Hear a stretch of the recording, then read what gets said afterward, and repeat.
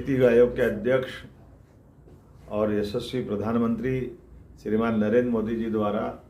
विकसित भारत विकसित प्रदेश, अब पूरे देश के लिए नीति आयोग की जो बैठक ली गई है, अभी तक के सारे रिकॉर्ड टूटे हैं। सर्वाधिक उपस्थिति सभी राज्यों का प्रतिनिधित्व यूनियन टेरिटरीज लगा के स्वतंत्र रूप से सभी राज्यों ने अपनी अपनी बात रखते हुए माननीय प्रधानमंत्री जी को सर्वप्रथम ऑपरेशन सिंदूर पाकिस्तान के खिलाफ हमारी सेना ने जो अभियान चलाया है उसका आभार भी माना, बधाई भी दी। और जिस प्रकार का वातावरण बना है, ये आधुनिक टेक्नोलॉजी से सबसे कम समय में दुश्मन को घर में घुस के मारना, ये बहुत बड़ा पराक्रम है। मैं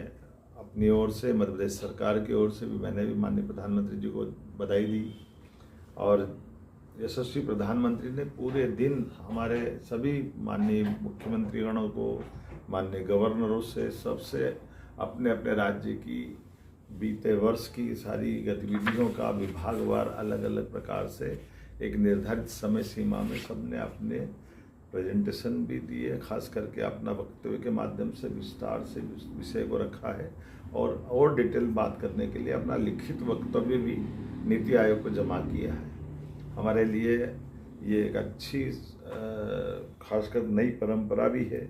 जब आपस में कोई कंट्रोवर्सी भी नहीं हुई और सबने बोलने की स्वतंत्रता के आधार पर ये संकल्प लिया कि 2047 तक यशस्वी प्रधानमंत्री ने जिस प्रकार से रोड मैप दिया है कि 2047 तक भारत के 30 ट्रिलियन डॉलर की अपनी अर्थव्यवस्था बनेगी। ऐसे में अपने अपने राज्य भी अपना योगदान तय करें, उनका प्लान बने, सभी विभागों की दृष्टि से वो कैसे बढ़ सकते हैं।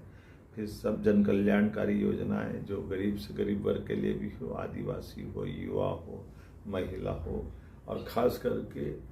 मेड इन इंडिया के बारे में, स्वदेशी के बारे में, अपनी सुव्यवस्था के बारे में, जन कल्याणकारी नीतियों के बारे में, हेल्थ से लगा करके सभी सेक्टर में अपने भारत की प्रगति और आगे बढ़े। और ख़ास करके अब जैसे हम जान रहे हैं कि 2025 अप्रैल से ही ये भारत चौथी अर्थव्यवस्था के रूप में जाना जा रहा है। हमने जापान को पीछे छोड़कर माननीय प्रधानमंत्री जी के नेतृत्व में उनने शपथ ली, तब 11वें नंबर पे भारत था। आज हम चौथे नंबर पे आए और हो सकता है टेन्योर पूरा होते होते हम तीसरे नंबर पे पहुँचे। ऐसे में 2047 तक हम नंबर 1-2 के आगे जाएं, ये भावना के आधार पर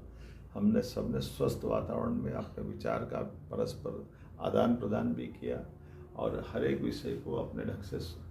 पूरे भारत के